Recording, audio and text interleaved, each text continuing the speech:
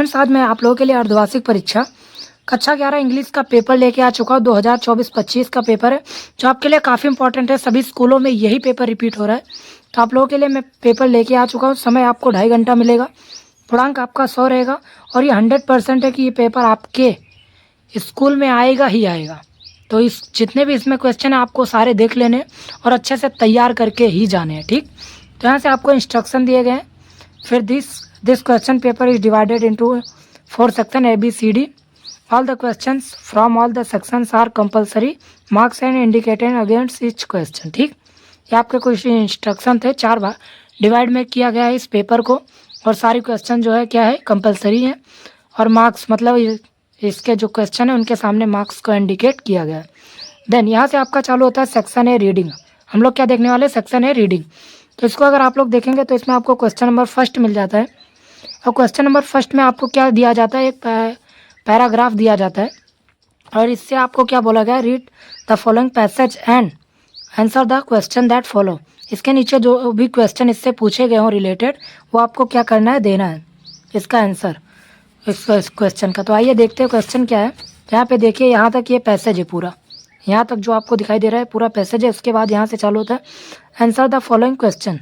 फिर what was the main reason why the dowry सेव started. यहाँ से आपको क्या करना है कि उस आंसर को लिखना है। इसमें आपको कुछ करना नहीं है, जो वहाँ से क्वेश्चन पूछा जाए बस उसमें से आपको वर्ड्स मिला लेना है। जैसे यहाँ ड्रॉवरी सिस्टम, वैसे ही आपको वहाँ पे ढूंढ लेना है कौन सा शब्द कहाँ पे आ रहा है।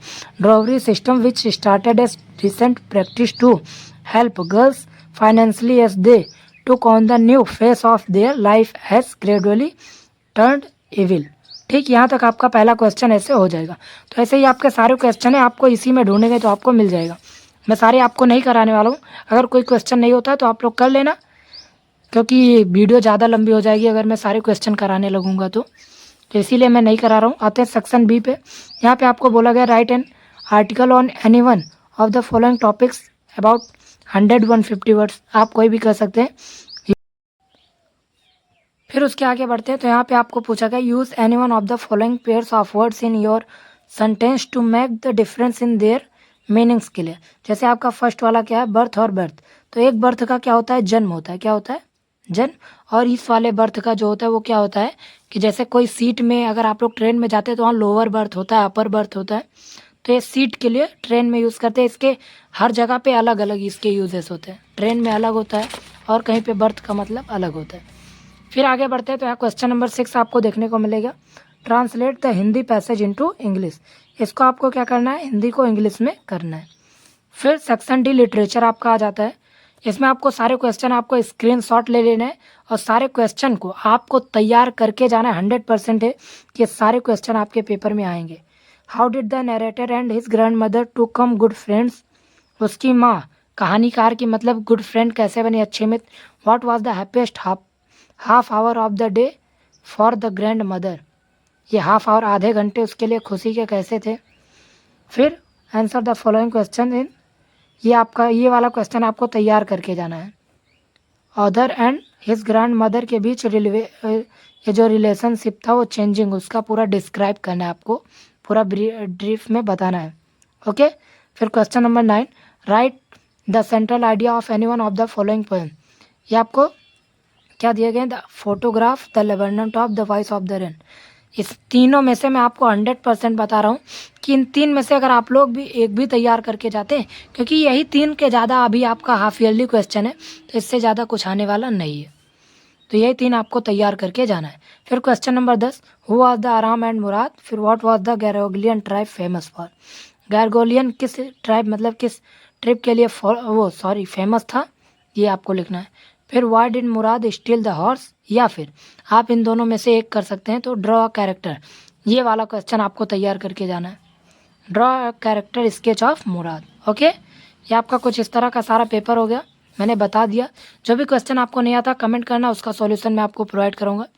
वीडियो कैसे लगा, अगर अच्छी लगे तो वीडियो को लाइक करके हमारे चैनल को सब्सक्राइब जरूर करना। Uses and misuse of mobile phone, pollution and a ग्रेथ in a healthy body, healthy mind in the healthy body. तो ये क्वेश्चन आपको आपके लिए दिए गए हैं। इसमें आर्टिकल चाहे आप लोग लिख लें मोबाइल के मतलब फ़ायदे और नुकसान और इसके पॉल्यूशन प्रदूषण पे, या फिर अच्छे शरीर में एक गंदी सोच, या फिर इसको लिख सकते हैं।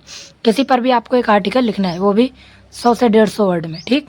यहाँ क्वेश्चन नंबर 3 आपका आता है, write an application to the principal of your college requesting him to change your subject. Okay, तो यहाँ पे आपको क्या करना है, सब्जेक्ट चेंज करने के लिए एप्लीकेशन लिखना है प्रिंसिपल को, ठीक, अपने स्कूल में।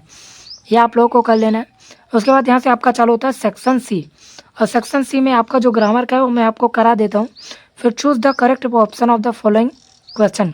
Government by the rich is called, तो प्लूटोक्रेसी क्या होता है, government by the rich is called, मतलब गवर्नमेंट के द्वारा किसे रिच कहा जाता है, तो प्लूटोक्रेसी। देन आगे बढ़ते हैं। यहाँ से हमारा बी का जो क्वेश्चन है वो क्या है, the fairest point out means, तो इसका क्या होता है, जब हम किसी को फ्रेश पॉइंट आउट करते हैं तो मतलब टू टेल कहना चाहते हैं उससे टू कुछ। फिर द एंटोनिम्स ऑफ जस्टिस, तो आपसे जो सी आपका उसका क्या पूछा गया, द एंटोनिम्स ऑफ जस्टिस, तो क्या हो जाएगा, इनजस्टिस। क्या हो जाएगा, इनजस्टिस, ये आपका आंसर हो जाएगा। उसके आगे बढ़ेंगे तो change any one of the following in indirect speech.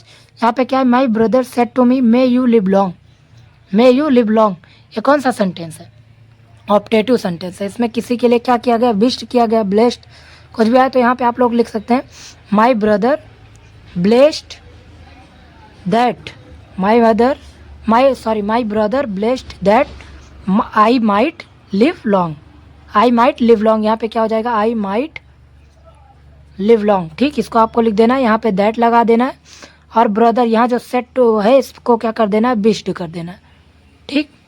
ये आपका कुछ इस तरह से हो जाएगा। उसके बाद ये आपका बी दिया, इसमें से आपको एक ही करना है, दो नहीं करना है, ठीक। Combine of any one of the following is directed, इसमें भी आपको दो दिए गए हैं, दो में से आपको एक करना है।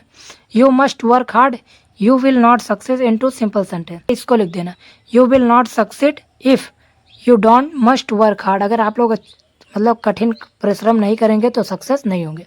फिर ये क्या है, my friend is diligent he is cunning, तो यहाँ पे क्या हो जाएगा, my friend is diligent and as well as cunning, as well as हो जाएगा कैनिंग, ठीक।